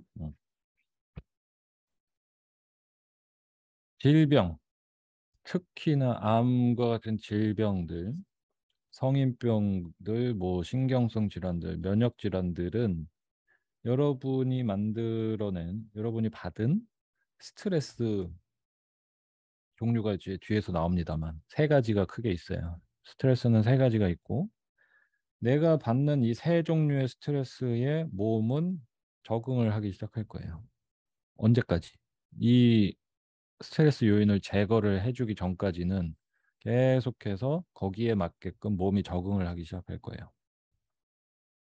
스트레스를 받으면 몸에서는 스트레스에 반응하는 호르몬을 분비를 하고 스트레스 호르몬을 분비를 시키는 이유는 여러분들이 스트레스에 적응을 해서 다치거나 아프지 않게 만들기 위해서 주의를 시키는 거거든요. 몸에다가. 스트레스 요인이 딱 나타났다. 그 느낌 아시죠? 예를 들어서 뭐 내가 굉장히 싫어하는 사람이 딱 나타났어요. 그럼 스트레스 대상이 나타났죠. 심리적인 스트레스가 발동을 했어요. 그러면 몸에서는 스트레스 호르몬을 분비를 하겠죠. 몸에다가. 그러면 심장을 빨리 뛰게 하고 동공이 확장되고 혈압이 올라가고 콜레스테롤 수치도 올라갑니다. 왜? 그 교감신경을 항진을 시켜서 뭔가 나한테 위협이 되는 대상이다. 그러니 경계를 해야 된다는 거죠. 그러니까 굉장히 뭐 맹수를 만났을 때랑 똑같은 거예요. 그러니까 스트레스 되는 대상이 나타났다. 그게 나한테 작용을 하면 스트레스 호르몬이 나와서 이렇게 가는 게 정석이란 말이죠. 그래서 사람을 굉장히 긴장하게 만들어요. 이 상태를 가지고 계속 살아가는 거죠. 음.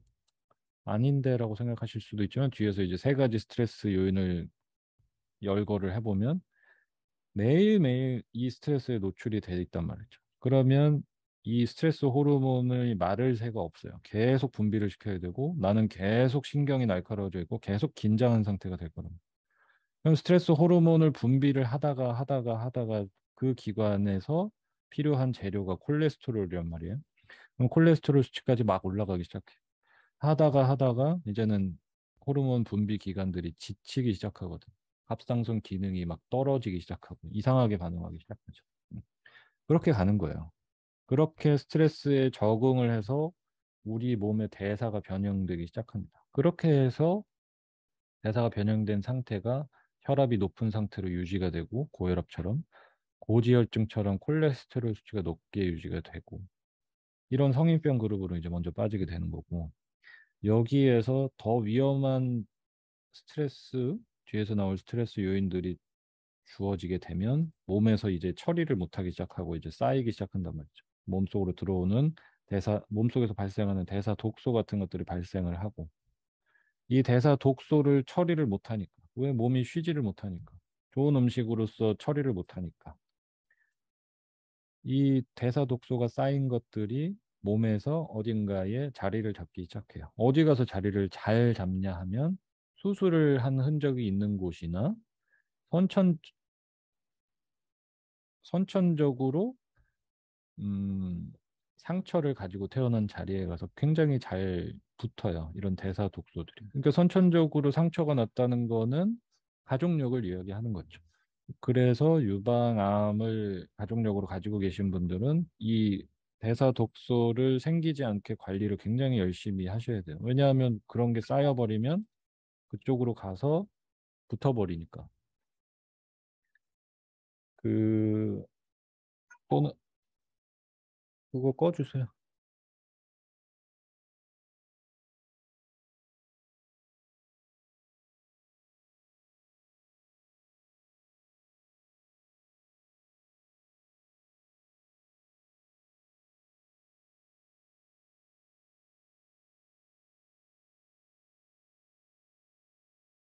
그 상처가 나 있는 자리들을 보통 뭐 유방에 갖고 계신 분들도 있고 갑상선에 갖고 계신 분들, 뭐 자궁에 갖고 계신 분들, 코에 가지고 있는 사람들. 그러면 이제 비염, 축농증이 잘 걸려요. 제가 이제 그런 케이스고요.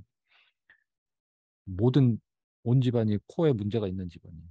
그러니 관리를 못하니까 여기서 이제 터지고 여기에 문제가 있으신 분들은 여기를 관리 못하시면 건강 관리를 못하시면 이제 그렇게 해서 터지는 거죠.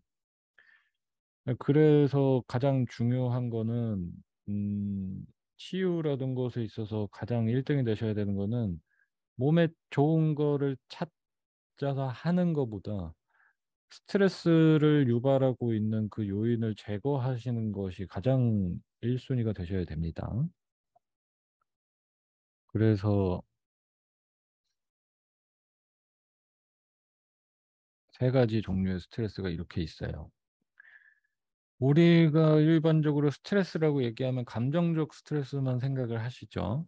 스트레스 받아, 아, 짜증나 했을 때는 기본적으로 생각하는 것이 감정적 스트레스밖에 없으실 텐데 나머지 두 가지, 물리적 스트레스와 화학적 스트레스를 간과하시면 절대로 안 된다.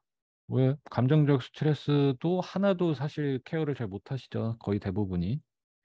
근데 물리적으로 받는 스트레스나 화학적 받는 스트레스나 똑같은 반응을 일으켜요. 여러분이 짜증나는 상황이 빠져서 아까 말한 대로 혈압이 높아지고 이렇게 해서 대사가 망가져서 대사 독소가 쌓이는 루트로 가고 있다. 이거랑 물리적으로 몸에 스트레스를 받았을 때도 마찬가지로 몸에서는 똑같은 반응밖에 못해요. 그냥 스트레스 대응 기전은 한 가지이기 때문에 스트레스 호르몬을 그냥 무조건 분비시킵니다. 물리적으로 스트레스를 받았을 때도 마찬가지고 화학적인 스트레스가 유발이 딱 되는 순간에도 내가 아무런 감정적인 스트레스 상황에 전혀 없는데도 즐겁게 밥을 먹었을 뿐인데 즐겁게 향수 한번 뿌렸을 뿐인데 즐겁게 디퓨저 하나 꽂았을 뿐인데 몸에서는 화학적 스트레스에 대응하기 위해서 스트레스 기전이 발생하고 있어요. 그러면 과로를 하거나 운동을 과하게 하거나 과식을 하거나 잠을 못 자거나 향수를 쓰거나 디퓨저를 쓰거나 음식 속에 화학물이 들어가 있거나 바르는 것을 화학 제품을 쓰거나 감정적 스트레스가 조금 있거나 그러면 다 있죠. 그러면 나는 아침에 눈 떠서 잘 때까지 그냥 일관되게 스트레스 상태로 가는 거예요. 이렇게 가시니까는 밤에 가서 잠이 오겠습니까? 몸이 긴장된 상태로 달려왔는데 밤에 딱 자려고 누웠으면 갑자기 스트레스 스위치가 확 꺼지면서 잘 수가 없어요. 그래서 스트레스 스위치를 끄시는 방법은 원인을 계속해서 제거하시는 방법밖에 없다.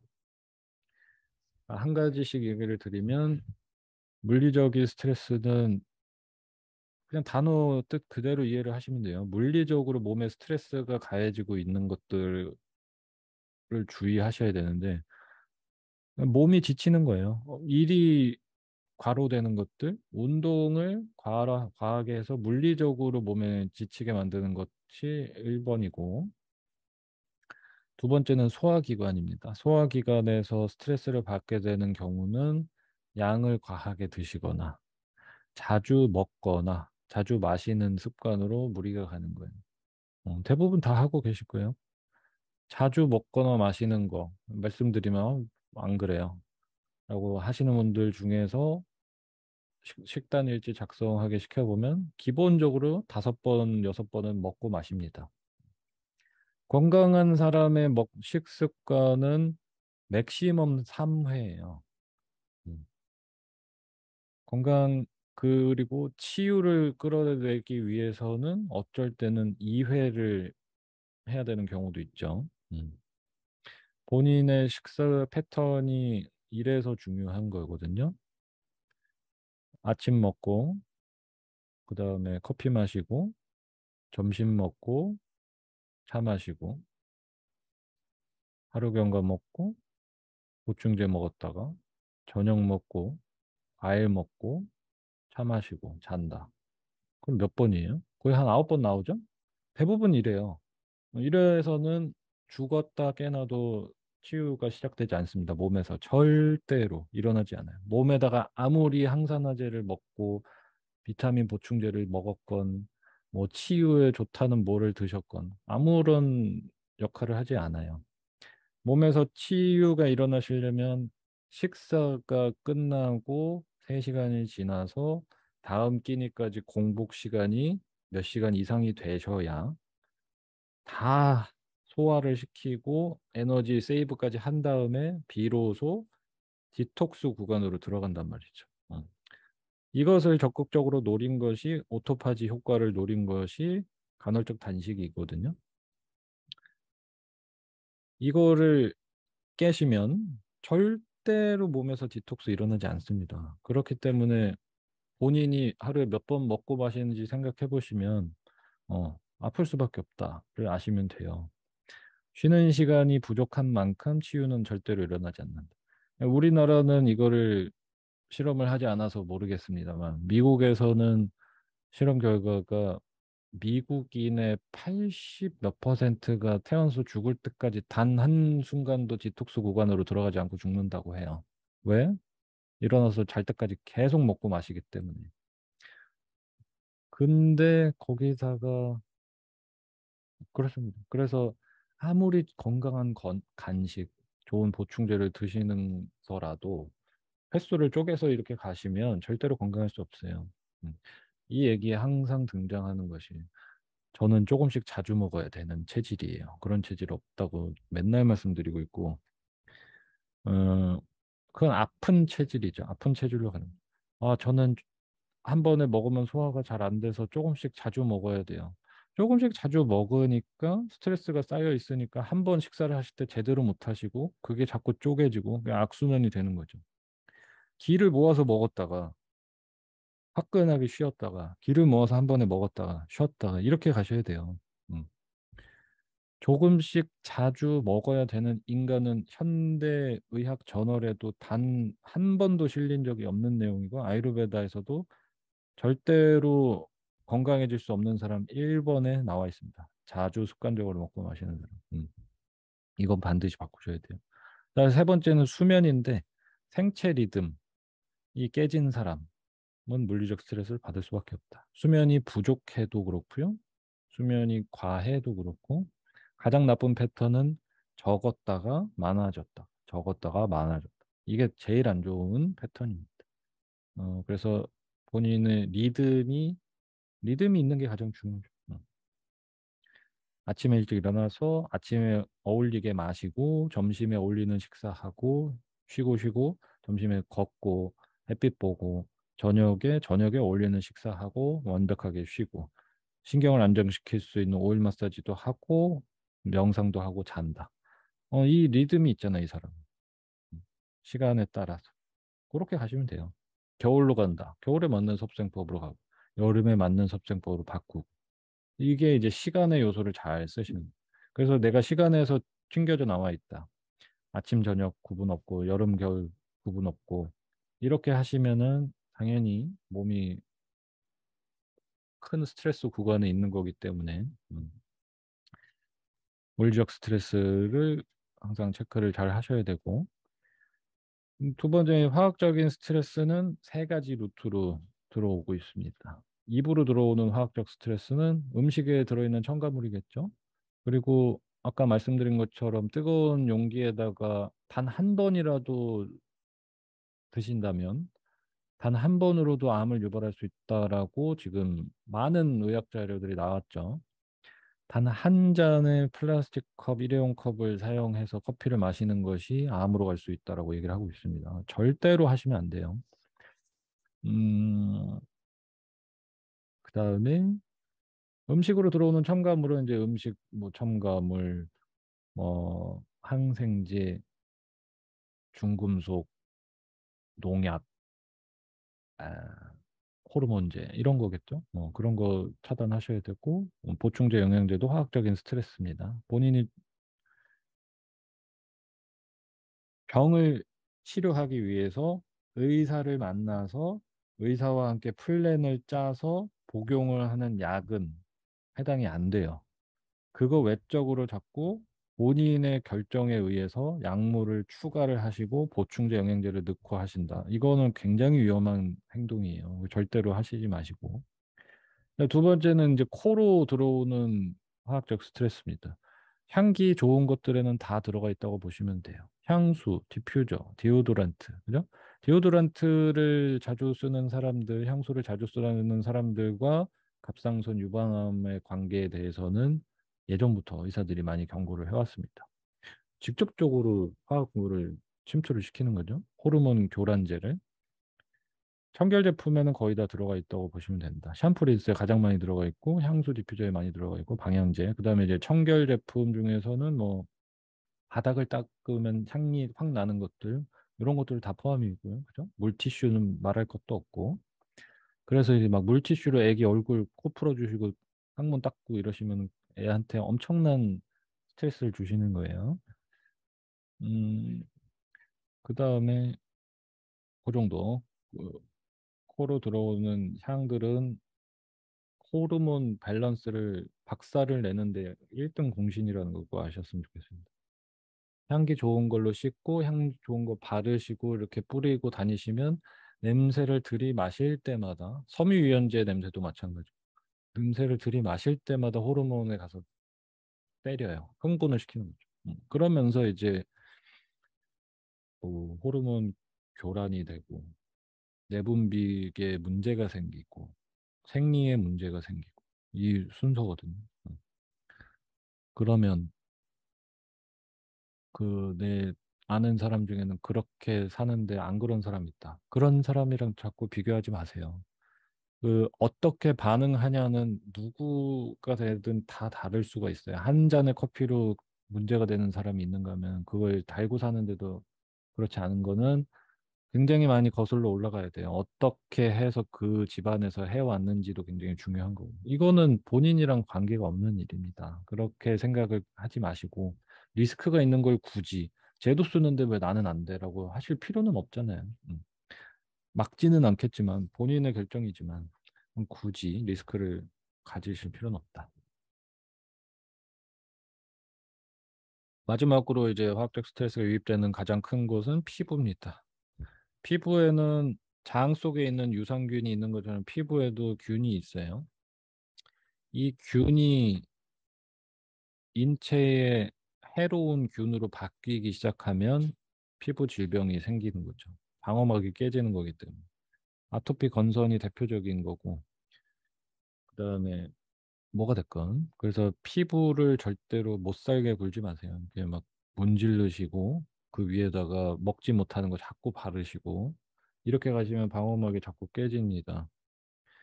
그러니까 방어막이 깨지기 때문에 피부도 못 살게 굴지 마세요. 열심히 이렇게 껍질 벗기시는 분들 굉장히 많은데 음, 사과를 생각을 해보세요. 껍질을 까면 어떻게 되는지. 바로 산화가 돼서 갈변이 되죠. 그러니까 본인이 맨날 그래. 늙어 죽어라, 늙어 죽어라 이렇게 벅벅 문지르시는 거죠. 음. 굉장히 굉장한 안티에이징이 아니라 그냥 에이징이 되는 지름길입니다. 피부를 못 살게 굴지 마세요.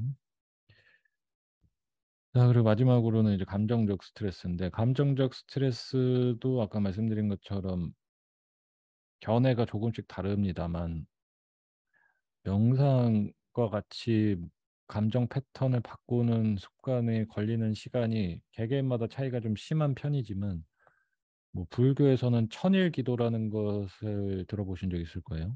천일 기도라는 거는 본인이 갖고 있는 까르마라고 하는 것을 바꾸는 데 있어서 본인이 소비하는 마인드 패턴을 바꾸는 데 있어서 천일은 적어도 필요하다라고 해서 천일 기도를 시키는 거거든요. 부처한테 천일을 빌면은 부처가 소원 들어줄 게가 천일 기도가 아니고요. 자기 암시를 천일을 시키는 겁니다. 네가 부처가 되라는 거죠. 그런 것처럼 달라이 라마가 뭐 제시한 숫자랑 좀 차이가 많이 나긴 하는데 저도 제 생각에는 천일 정도 투자하면은 굉장히 큰 변화가 있을 거라고 생각합니다. 저도 그랬고요. 95% 여러분 인간은 보통 20대 후반, 30대 초반이 되면 과거의 기억에 의해서 만들어진 감정 패턴에 의해서 살아갑니다. 나머지 5%의 자유의지를 가지고 살아간단 말이죠. 그러니 한 20, 30대쯤 되면 이미 과거에 내가 행했던 습관들을 그대로 반복하면서 깨지 못하는 거예요. 왜? 내 자유의지는 5%밖에 없거든. 그래서 이 5%를 가지고 자기의 올드한 습관을 바꾸는 게 굉장히 어려운 건 사실이지만 이 5%를 가지고 매일매일 주입을 하시면 5%가 95%랑 뒤집어지는 순간이 반드시 옵니다. 감정의 소비 패턴은 100% 습관이기 때문에 그래요. 그래서 인풋을 안 바꾸시면 영원히 바뀌지 않아요. 한번 그래서 이렇게 말씀을 드리면은 아 선생님 얘기 듣고 뭐 책 샀어요. 뭐 명상 다녀왔어요. 아, 안 되던데요. 한 번 하시면 안 되죠, 그죠? 30년을 유리 멘탈로 사신 분이 책을 한 권 읽었어요. 그게 갑자기 바뀔까요? 명상을 한 번 다녀왔는데 안 됩니다. 안 되겠죠. 음식을 바꿔봤는데 안 되던데요. 얼마 동안 하셨는데요. 아, 제가 꾹 참고 일주일이나 식단을 바꿔봤는데 안 되던데요. 안 되겠죠, 그죠? 본인이 지금까지 해온 시간을 대비해서 얼마만큼 투자하느냐도 굉장히 중요합니다. 그리고 감정적인 스트레스에서 가장 어려워하시는 부분 중에 하나가 주변 사람들 때문에 굉장히 힘들어 하시거든요. 이거 제가 아까 처음에도 말씀을 드렸는데, 감정적 스트레스를 해소하는 굉장히 좋은 방법 중에 하나가 격정적인 몸의 근력도 키울 수 있고 체력을 높이는 몸이 강해지는 운동을 하시는 거를 적극적으로 저는 꼭 추천드립니다. 그 육체적으로 강인함을 느끼기 시작하면서 멘탈이 같이 끌어오르는 경우가 굉장히 많아요. 근데 그거를 경험하지 못한 분들은 계속해서 약해지기 때문에 건강한 육체를 할 수 있는 격정적인 스포츠로 끌어올리시는 거, 컨디션에 따라서겠지만 당연히 점진적으로 꼭 해보셨으면 좋겠고, 굉장히 중요한 거는 여러분의 주변 사람들 때문에 힘들다고 하시면 1번으로 하셔야 될 거는 자기 인식부터 바꾸셔야 돼요. 인간은 요 95% 5%부터 설명을 드리면 인간은 자기가 생각한 것만큼만 성취를 하거든요. 그게 아까 그 건강한 음식과 운동을 안 하는 이유 이거였어요. 왜 안 하느냐? 내가 원하는 게 그게 아니거든요. 그죠? 내가 원하는 만큼 목표를 설정하시면 그만큼을 성취하기 위해서 가는 게 인간이기 때문에 내가 바꿔야겠다라고 생각하시는 지점을 좀 높게 설정을 해놓으세요. 나는 건강하고 행복한 사람으로 목표를 자꾸 설정해서 가셔야 거기까지 갈 거란 말이죠. 근데 내 지금까지 목표가 어땠는지를 생각해 보시면 왜 내가 지금 요 레벨에 있는지를 아실 수가 있단 말이죠. 적당히 그냥 건강을 가끔 챙겨 먹고 간단하게만 조금 해 먹는 정도고 운동은 조금 안 피곤한 날 그래도 조금 걸었던 편이고 그죠? 요가나 명상은 막 하라는데 뭐 알겠는데 뭐 언젠가 시간 되면 애 졸업하면 뭐 내 승진하면은 뭐 나 이혼하면 해야지 이러고 계시다면은 이거는 그 사람의 워딩을 잘 보세요. 이 사람이 말하는 패턴을. 아, 건강히 먹고는 있어요. 뭐 샐러드 가끔 먹었어요. 뭐 근데 좀 바쁘니까. 잠은 제가 원래 좀 예민해요. 그래서 뭐 못 자는 건 어쩔 수가 없는 것 같아요. 그죠? 아 근데 운동은 제가 애가 둘이라서요. 뭐 남편 때문에요. 직장이 멀어서요. 뭐 때문에요. 아, 그래도 뭐 일주일에 한 번씩 걷기는 해요. 이 사람의 워딩을 딱 들어보세요. 이 사람이 건강하고 행복한 사람이 말하는 그 패턴을 가지고 있는가? 그 사람은 그 사람이 얘기하는 그대로 그만큼을 하면서 살고 있는 거예요. 그렇기 때문에 마인드셋이나 말을 그렇게 해버리시면 그거밖에 못 할 거예요. 영원히. 그렇기 때문에 무조건 높게 설정을 꼭 하세요. 그러면 모두 다 할 수가 있으니까. 그리고 여러분의 주변 사람들 때문에 힘들다 하시는 거는 자기 인식부터 시작하라는 이야기는 인간은 자기의 잠재 의식이 주변을 채우게 돼 있습니다. 내 주변에 있는 모든 인간들은 내가 채운 거예요. 그거를 반드시 아셔야 돼요. 왜 저 사람들을 보면은 저렇게 다 행복하고 좋은 도와주는 사람들만 있을까? 왜 내 주변은 다 이럴까 생각을 하신다면 본인이 잠재의식을 그렇게 쌓아왔기 때문에 주변에 그렇게 채워지는 것뿐이에요. 그렇기 때문에 바꾸고 싶다. 이거는 바꾸고 싶다도 아니라 본인만 바꾸기면 되거든요. 이거 되게 쉬운 문제인데 눈만 가려도 세상이 사라져요. 귀만 막아도 아무것도 안 들리거든요. 내가 이 그룹을 벗어나고 싶다. 이 지금 채워져 있는 그룹을 벗어나고 싶다. 그럼 벗어나시면 돼요. 옮기시면 돼요. 근데 옮기려니 뭐가 안 돼요. 그거에 맞는 가치가 따라오질 않잖아요. 아, 이 회사 그지 같아. 너무 힘들어. 스트레스 미칠 것 같아. 이직해라. 그 도저히 못하겠으면 이직해. 아, 근데 여기만은 또 연봉을 주는 데는 또 없고 또 여기 다니면 또 그래도 사람들이 알아주고 원하는 게 그게 아니죠. 본인 가치는 거기가 있으니까. 지금 나를 챙기기 시작해라. 아, 그래도 내 가족들이 부모가 어떻게 있는데. 응. 그렇게 자꾸 뒤로 당기는 얘기를 하시면 안 된다. 본인이 채운 것뿐이니까 내가 채웠으면 아시고 바꾸는 것도 내가 할 수 있다는 걸 꼭 아셨으면 좋겠다. 그래서 모든 패턴은 요 세 가지 패턴으로 가시면 됩니다. 본인의 컨디션, 본인의 문제 상태, 본인이 가지고 있는 것들에 대한 인식부터 확실하게 하셔야 돼요. 그래서 모든 것이 100% 내가 만든 습관이고 내가 채운 인간들이라는 것에 대한 인식을 못 하시면 아, 왜 나는 이럴까? 왜 저럴까? 왜 쟤는 저런데 이럴까? 왜 내 주변 사람들은 날 도와주지 않을까? 이렇게 가시면은 성공하기는 뭐 불가능하다는 거 꼭 말씀드리고 싶고 인식 자체를 아, 내가 모든 것을 채웠고 내 선택에 의한 결과지를 내가 받았을 뿐이구나라는 인식 1번이고 두 번째는 거기에 맞는 이제 규칙을 세우기 시작하시면 돼요. 아까 말씀드린 것처럼 뭘 해야겠다도 좋지만 아, 나한테 맞지 않는 이거를 빨리 하지 않아야겠다는 규칙 세우는 것도 하고 그 다음에는 처음부터 끝까지 헌신밖에 없어요. 뭐가 돼도 할 자신이 있으시면 되거든요. 그러려면 아까 맨 처음에 말씀드렸던 것처럼 뭐가 되더라도 할 준비가 돼 있으시려면 그거에 대한 가치가 있게 생각하느냐가 중요하겠죠. 나 진짜로 건강해져서 이거 뭘 하고 싶은 게 있는 건가? 그냥 다만 그냥 아픈 게 병든 게 싫은 거니까는 이것만 잘 지나갔으면 좋겠는가? 뭘 원하는지를 좀 생각을 꼭 해보셨으면 좋겠고요. 마지막으로 가장 좋은 말이 제가 좋아하는 말이기도 한데 불 공부를 하다가 어, 내가 원하는 대로 내가 가치 있게 생각하는 일을 하되 결과는 그냥 받으면 돼요. 그게 정해진 만큼 나올 것이기 때문에 그래서 기대보다는 그냥 다만할 뿐이다. 마인드로 내가 좋아하고 내가 건강하다고 생각하는 거를 다만할 뿐이다라는 마인드로 가신다면은 반드시 성공을 하실 수 있지 않을까 합니다. 음, 그래서 여기까지가 제가 이제 준비를 한 내용이고요. 음, 질문 올라온 것만 딱 답변을 드리면은 시간이 될 것 같은데.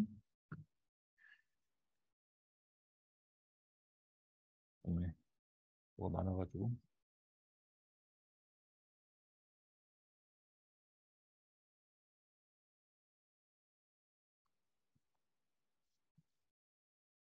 사연을 읽어드리도록 하겠습니다, 여러분. 모두가 아는 건강한 음식들로 10개월째 먹고 있습니다. 현미채식과 골고루 다양하게 먹기, 샐러드도 먹고 익힌 야채들도 많이 먹고 녹즙도 하루 3잔 이상 먹고 있고 가공식도 일절 먹지 않는다. 진심으로 그 음식들이 감사하다고 좋고 예전에 느끼지 못한 확진도 있다고 생각합니다만 대장에 염증이 발견되고 컨디션이 좀 떨어지고 놓치고 있는 게 뭘까? 소화 에너지를 많이 쓰고 있는 것 때문 아닐까? 이렇게만 봐서는 뭐 알 수는 없지만 아까 말씀드린 대로 음식이 하는 역할은 음식에서 끝나야 되고요. 그 외적으로 잠을 잘 자고 있나? 마음은 편안한가? 운동을 나는 어떻게 하고 있나를 꼭 그 밸런스 맞추는 쪽으로 가보셨으면 좋겠어요. 음, 그리고 뭐 음식에서는 본인이 생각하시기에 공부를 한 상태로 뭐 잘 먹고 있다면 저는 현미채식이라고 불리는 것에 대해서는 질병을 치료해야 되는 사람의 입장으로는 아니라고 보는 편이기 때문에 현미채식이라는 거는 건강한 사람이 건강 유지를 하는 데 있어서는 되게 좋은 방식이거든요. 근데 소화력이 좀 떨어져 있는 사람이 감당하기에는 조금 버거울 수도 있는 거예요. 그래서 음, 그런 부분도 케어를 하시긴 해야겠지만 전체적인 그림에서 밸런스가 맞았는지도 꼭 보셨으면 좋겠습니다. 뭐 화학적인 스트레스도 그렇고요. 네. 식사뿐 아니라 물을 마시는 것도 몸의 치유를 방해하는지, 먹는 건 하루에 3번인데 물은 조금씩 자주 마시려고 하는데 좋지가 않습니다. 네. 어, 그 의학적으로 물을 얼마큼 마셔야 되냐 가지고 맨날 싸우잖아요, 사람들이. 그 의사들은 절대로 하루에 2리터를 마셔야 된다고 얘기한 적이 없습니다. 역사상 없었어요. 그거는 의학적으로 근거가 있는 얘기도 아니고 가장 최근에도 계속 논문에서 얘기하고 있어요. 물 얼마큼 하루에 마셔야 된다. 그거는 신화적인 얘기고 물 언제 마시냐? 목마를 때 마시는 거다. 이게 아유르베다 경전에서도 얘기하는 거거든요. 배고프면 밥 먹고 목마르면 물 마시고. 현대의학에서도 드디어 내놨어요. 물 얼마큼 마시는 것이 건강한 거냐. 목마를 때 마시는 게 좋습니다. 물이나 몇 가지 정도는 그 디톡스 구간을 깨지 않는 것들이 있는데요. 물을 자주 마시는 거는 소화기관을 약하게 만드는데 굉장히 큰 역할을 하기 때문에 식사에 몰아서 같이 드시는 것이 현명하고 물을 자주 마시게 되는 거는 습관성인 경우도 되게 많아요. 그러니까 뭔가를 자꾸 목을 축이는 습관이 있으시던 분들은 안 마시면 목이 굉장히 타기 시작하거든요. 그거는 이제 가짜 목마름이기 때문에 패턴을 식사와 멀리 떨어지지 않게 따뜻한 물을 마시는 습관으로 잡고 그 다음에 목이 마를 때 조금씩 늘리는 거는 본인이 이제 주체적으로 조절하시면 괜찮을 것 같습니다.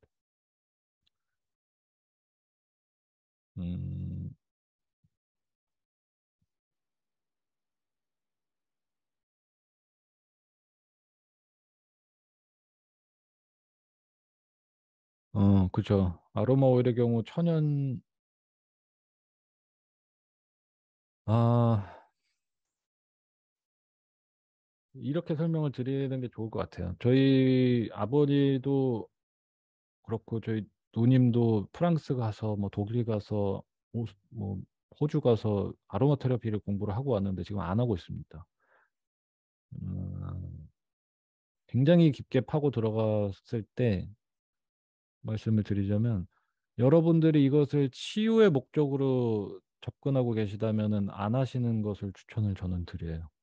아로마 오일을 가지고 치유를 끌어내기는 어렵고 두 번째, 그거보다 훨씬 중요한 거는 여러분이 쓰고 있는 아로마 오일이 천연 아로마 오일이 아닌 경우가 99.9%예요. 시중에 있는 것들은 인공 향료가 거의 다 들어갔다고 보시면 됩니다. 그리고 심지어 완전 100% 천연으로 재배해서 추출을 한 아로마 오일이라도 이게 농도를 진하게 쓰시면 굉장히 위험해요. 그래서 저는 아로마 오일을 사용해서 뭔가를 하고 있는 것들은 굉장히 주의를 하시라고 말씀을 드립니다. 그거 말고 할 수 있는 좋은 습관은 훨씬 많기 때문에 저는 추천을 드리고 싶진 않아요. 음,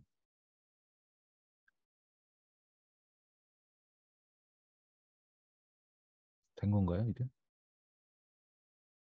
아유르베다 등 좋은 음식에 대한 공부를 할 수 있는 책이요. 한 권으로 끝나기는 참 어렵다. 좋은 책이 있기는 한데요.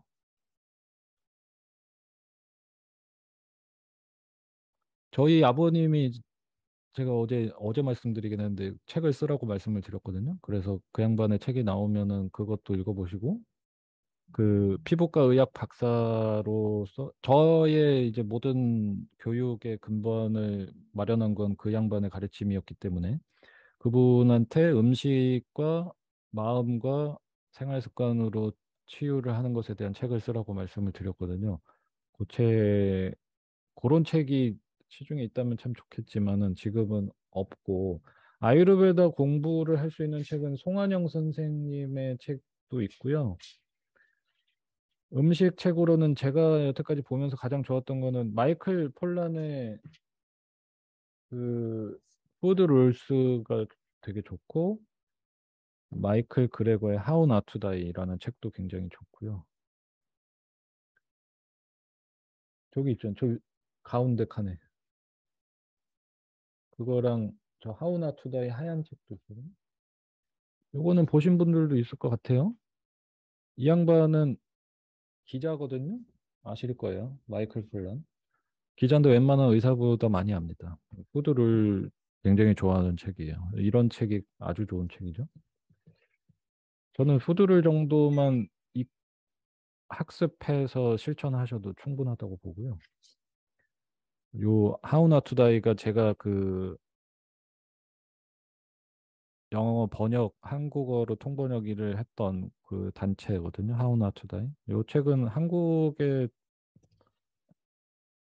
번역돼서 나온 게 있는지 모르겠네요. 하우나 투다이. 마이클 그레거. 그 외에도 몇 개 있습니다. 마이클 폴란의 책은 추천합니다. 그리고 마이클 그레거의 하우나 투다이도 추천을 드리고, 네, 그 정도? 그러게 아까 계절 그 섭제법은 못했는데 뭐 음식으로 겨울이 되시면은 체력이 떨어지는 게 어, 대기 중에 질도 바뀌고 음식의 성질도 바뀌고 뭐 여러 가지 변화가 좀 많아서 좀 그렇거든요. 그리고 우리 몸 안에서는 태우는 게 많아져요. 그러니까 그 겨울철에 예전처럼 항상성을 유지하기 위해서 에너지를 굉장히 많이 쓰거든요. 그러다 보니까 이제 쉽게 지쳐서 아유르베다식의 표현으로는 우리가 가지고 있는 이 열 에너지가 겨울이 되면은 보존하기 위해서 그 구멍들을 차단하고 안에다 이제 열을 보존하기 때문에 소화력은 사실상 올라가는 편이에요. 여름에 비해서. 여름에는 빠져나가는 에너지가 많은데 겨울에는 가둬두기 때문에 소화력은 올라가거든요.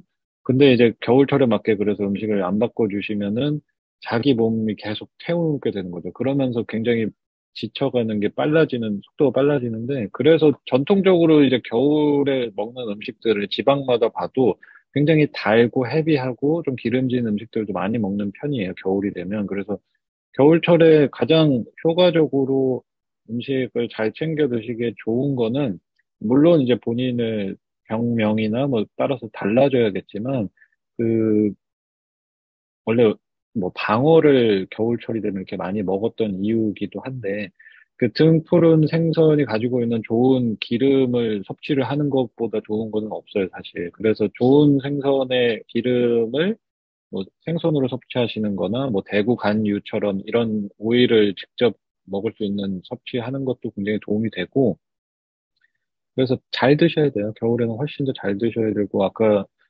은경님이 말씀하신 것처럼 오일 마사지를 해주시는 것도 굉장히 도움이 되실 거고 그리고 뭐 한 가지 또 건강법이라고 한다면은 습도 맞추는 게 겨울철 건강법이 굉장히 중요하거든요. 아무리 바르셔도 그 습도를 맞추실 수는 없어요. 그래서 습도계를 집에다가 꼭 두시고, 그 습도계에서 적정한 레인지가 다 써 있거든요. 그래서 그 적정한 레인지를 맞추기 위해서 습도를 조절을 꼭 해주셨으면 좋겠어요. 그거보다 겨울철 건강에 중요한 게 없어서, 그 습도 맞추는 거는 그 가습기를 절대로 그 뭐 초음파로 해서 나오는 거 말고, 이렇게 끓여서 나오는 거 있거든요. 계속 그 전기로 바글바글 끓여서 스팀이 나오고, 올라가면 꺼지고 이거 있어요. 그래서 그거 잘 찾아서 끓여서 하는 습도 맞추는 거를 사서 실내 습도 맞추시고 햇빛을 못 봐서 비타민 D가 떨어지고 계속 부족한 거기 때문에 그런 등푸른 생선에 좋은 지방을 잘 섭취하겠다. 이 정도를 하시면서 오일 마사지 하고 이러시면 도움이 되지 않을까 싶습니다. 이게 또 길어졌는데 가장 드리고 싶었던 얘기도 그거거든요. 부정적인 사람, 가십을 좋아하는 사람, 건강하지 못한 사람들과 어울리지 마세요. 이렇게 지금 아미다에처럼 좋은 커뮤니티가 있는 게 가장 저는 중요하다고 생각하거든요. 같이 이렇게 할 수 있고 좋은 에너지를 뿜어주고 좋은 것들을 제시해주는 사람들이랑 자꾸만 어울리려고 하시고 그런 사람들의 얘기를 귀를 기울이셨으면 좋겠어요. 이렇게 해도 안 되던데 막 짜증나 있고 지쳐있는 사람들과는 거리를 두면서 이렇게 활동을 해보셨으면 좋겠습니다. 네.